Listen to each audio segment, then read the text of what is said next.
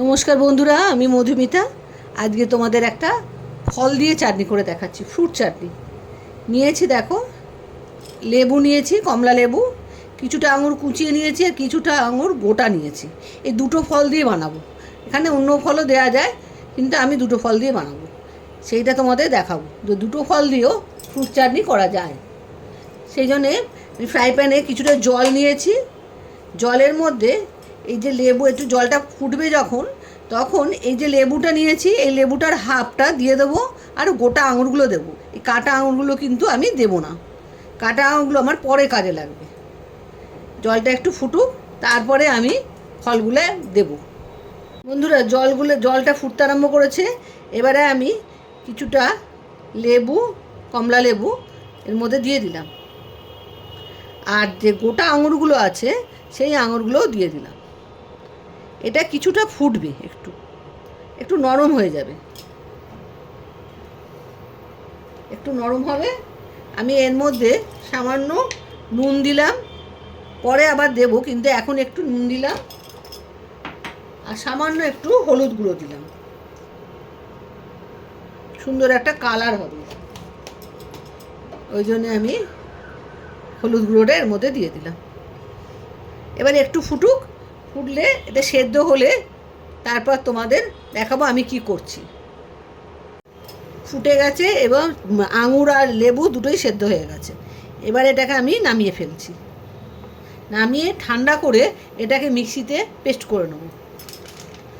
ইন্ডাকশানটা বন্ধ করলাম, করে এটাকে আমি নামিয়ে ফেলছি। এটা ঠান্ডা হোক, ততক্ষণ আমি ওই আঙুরগুলো, যেই ফলগুলো রয়েছে ওগুলো দিয়ে কী করি এবার তোমাদের দেখাবো। এই প্যানটা বসিয়ে দিয়েছি, সামান্য একটু সাদা তেল আমি এর মধ্যে দেব,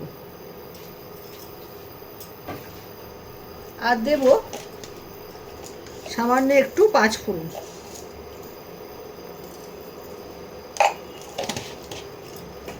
এটা একটু গরম হোক।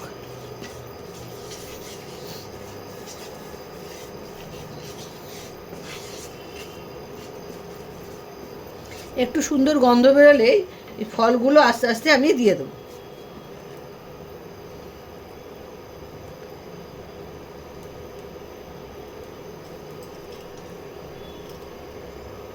প্রথমে আঙুরটা আমি দিয়ে দিলাম, কুচনো আঙুরগুলো।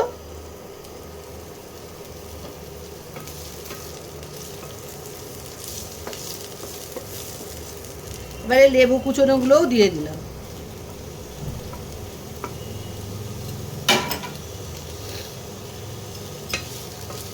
একটু নাড়িয়ে নেব।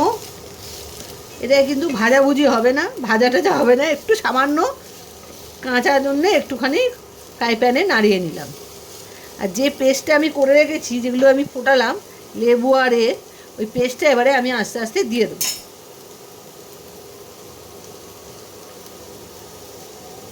এবারে আমি এই যে পেস্ট করে রেখেছি এই পেস্টটা আস্তে আস্তে আমি এর মধ্যে দিয়ে দিচ্ছি। এর থেকে, এই পেস্টটা থেকে 1 চামচের মতো আমি একটু তুলে রেখেছি, মানে হাতায় করে 1 হাতা মতো তুলে রেখেছি। ওটা কি করব তোমাদের সেটাও দেখাবো। একটু ফুটুক। দেখো বন্ধুরা, টকবক করে ফুটছে। আর এইটুকু আমি তুলে রেখেছিলাম, এর মধ্যে আমি 1 চামচ, চায়ের চামচের 1 চামচ কর্নফ্লাওয়ার গুলে রাখবো।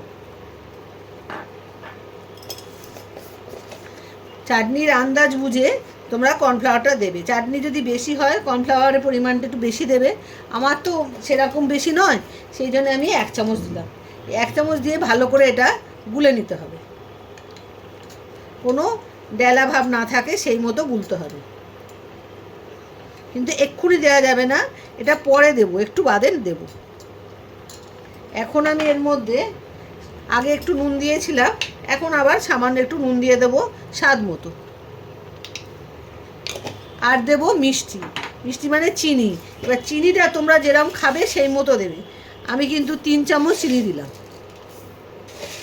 তা তোমরা যেরকম খাবে সেই বুঝে তোমরা চিনিটা দিয়ে দেবে, সেটা তোমাদের ইচ্ছা মতো। এবার এইটা চিনিটা দিয়ে আর একটু ফুটতে দিতে হবে, আর একটু ফুটবে। তারপরে চিনির রসটা একটুখানি, মানে চিনিটা গলে গেলে একটু ফুটিয়ে নিয়ে তারপরে আমি কর্নফ্লাওয়ারটা দেব। আঙুরটা সেদ্ধ হয়ে গেছে, চাটনিটাও ফুটে গেছে, আর চিনিও গলে গেছে। এবারে আমি এই কর্নফ্লাওয়ার গোলা জলটা আস্তে আস্তে দিয়ে দেবো।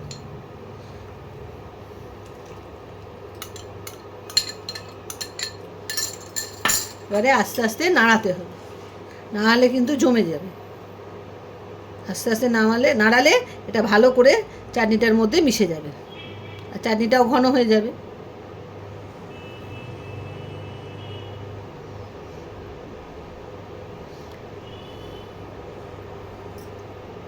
দেখো বন্ধুরা, এটা কিন্তু ঘন হয়ে গেছে। এবারে আমি নামিয়ে ফেলবো।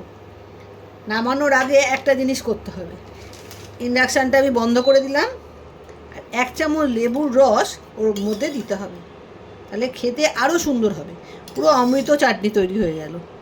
এটা একটা ফল দিয়ে অমৃত চাটনি, এই দিয়ে দিলাম 1 চামচের মতো। আর কিন্তু ইন্ডাকশান বা গ্যাস কিচ্ছু জ্বালাবে না, এটাকে ভালো করে মিশিয়ে নিয়ে আর নামিয়ে ফেলবে। ব্যাস রেডি হয়ে গেল ফল দিয়ে অমৃত চাটনি। এবার আমি নামিয়ে তোমাদের দেখাচ্ছি। বাটিতে ঢেলে ফেলেছি, ফলের অমৃত চাটনি রেডি। এ দেখো, ঠিক এরকম ঘন রাখবে, ঠান্ডা হলে কিন্তু আরও ঘন হয়ে যাবে। কর্নফ্লাওয়ার দেওয়া আছে তো এরকম ঘন রাখবে, তাহলে চাটনিটা চাটনির মতোই থাকবে। সেই জন্যে এটা থিকনেসটা তোমরা একটু খেয়াল করে রেখো, তাহলেই হবে, আর কিছু না। এরপরে কিন্তু একটু বসে যাবে, আরও খেতে ভালো হবে। তাহলে অমৃত চাটনি রেডি।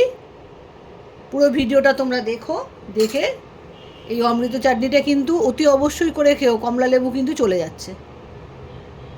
ওই জন্যে তোমাদের দেখালাম, আমি বাড়িতে করি তো সেই জন্য তোমাদের সঙ্গে শেয়ার করলাম।